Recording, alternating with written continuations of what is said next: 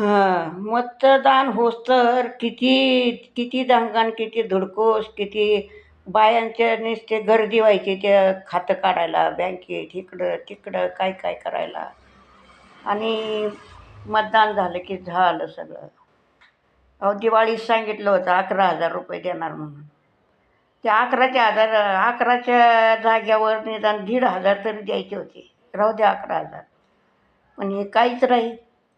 किती होते लेकराबाळांच्या आया बिचाऱ्या, किती त्यांनी किती खटापट केली. ती जा बँकेत, जा इकडं जा तिकडं, टोळकंच्या टोळकं जायचे ते हातात कागद घेऊन. आणि आता पैसे नाहीत. कशाला सांगायचं, पहिल्यांदाच सांगायचंच नाही व.